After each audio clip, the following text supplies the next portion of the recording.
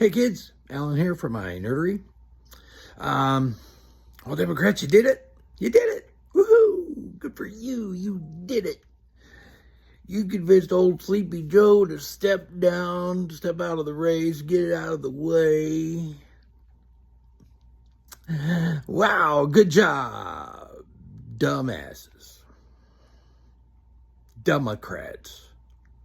You know, Democrats aren't supposed to be the party of money-grubbing assholes.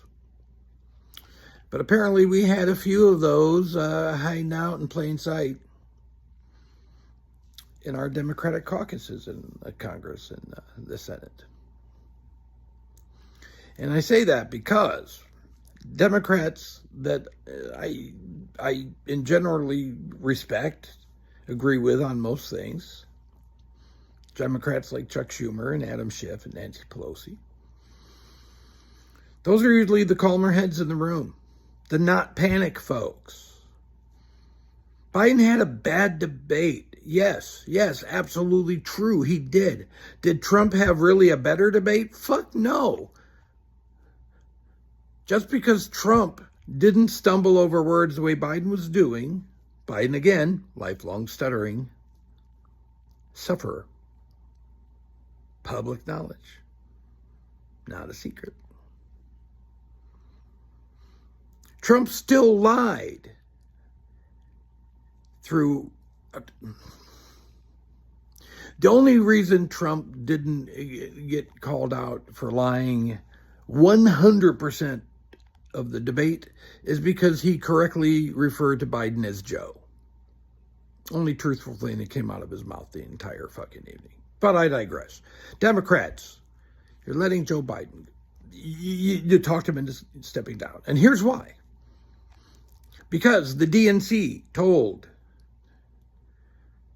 senior Democrats in the House and the Senate, such as the aforementioned Schumer, Pelosi, Schiff,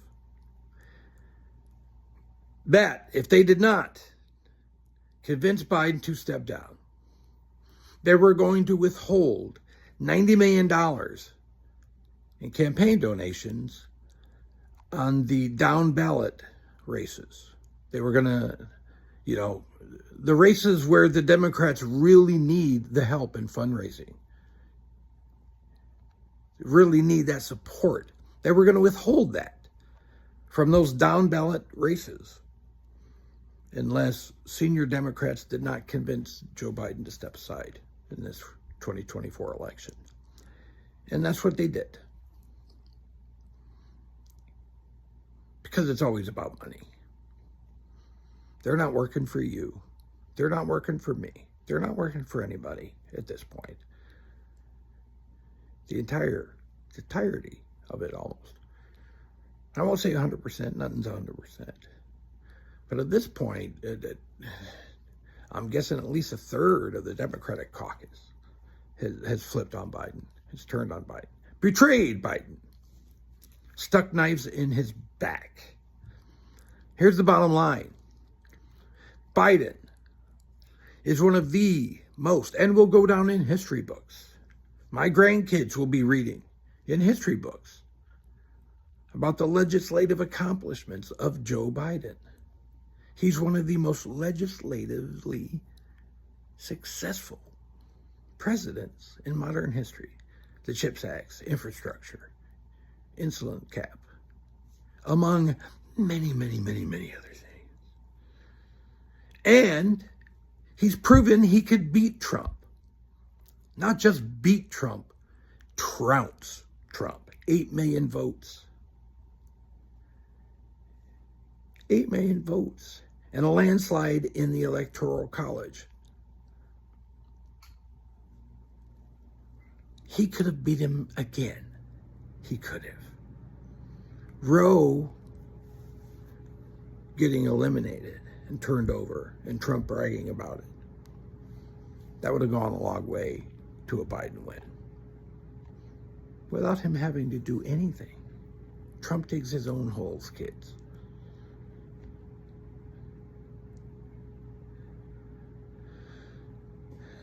But no, Joe's old. Joe's old, he's too old, and we're going to continue to drop out. Trump's old too, you stupid assholes. He's less than 3 calendar years younger than Joe Biden is. Less than 3. You know what? 4 years ago, Joe Biden was also old. And he was also only less than 3 years older than Trump. And he kicked the living shit out of him. He would have done it again. And the Democrat supporters like George Clooney, who I'm normally a fan of. Fuck you, dude. You hold a massive fundraiser for Biden.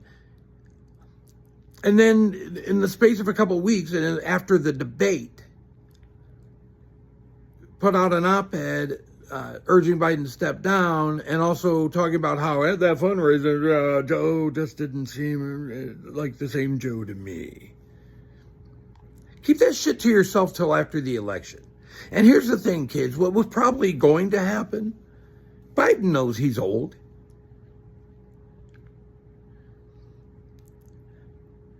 I think what he had in mind, as well as Vice President Harris, was let's get through the election. And if the caucus is still feeling like that, Joe could step down, Kamala steps in as president, and then 2028, we do the whole thing from scratch. Sound like a solid plan. Biden had a speech yesterday, a rally, where he laid out his first 100 days. And he was strong. He spoke powerfully. But you Democrats, you fucking panicked, and you also panicked over not getting some millions from some rich donors. You panicked over money, and you overthrew probably one of the last few decent politicians that are actually still decent human beings. And you forced him off the ticket. Now, the positive note, there's not much of one, but we'll take what we can get at this point, is that 2/3 of the Trump campaign's rhetoric, as well as all the idiots in the mainstream media. I can't even just say faux news anymore. It's MSNBC, it's CNN, it's all of them. But 2/3 of the rhetoric against Biden, and we talk about they love to talk about polls, were, Biden's so old, Biden's too old, Biden's too old. Well, guess what, Republicans? You don't have that shit to run on anymore. Kamala Harris is a full 20 years younger than Trump. So there you go. That's the positive. But it's done. He has stepped aside. He has endorsed Kamala Harris, as well as many other top Democrats and people that are Democratic supporters. The Clintons have supported Vice President Harris to be the top of the ticket. Many others. I do as well. I don't like it this way. I would have liked to see Biden get through his next term and Harris run in 2028 and win and carry on the work. But we can't change it. It is what it is now. So all we can do now at this point, and all these turncoat Democrats that so fervently urge Biden to get out of the race because of one bad debate, you need to throw, as well as us, all of us, need to throw 100% of your energy into helping Vice President Harris rid us of Trump and MAGA once and for all. And don't forget, if you're still MAGA and or even if you're not MAGA, but you're still leaning towards voting for Trump, go read Project 2025. Tell me if that's the America that you want to live in. Because as I was going through some of the stuff in Project 2025, they were describing an America That has never existed. A fascist America, a dictatorship America, Handmaid's Tale shit. That's not who we are.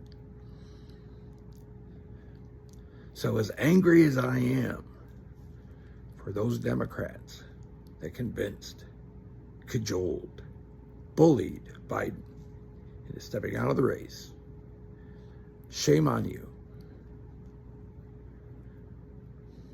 I'll end with just a nod to the fact that I can't wait to watch Kamala Harris, former prosecutor, former attorney general for the state of California, get on a debate stage and fucking eviscerate the 34 times convicted felon. Convicted? Conviction? Like the oven?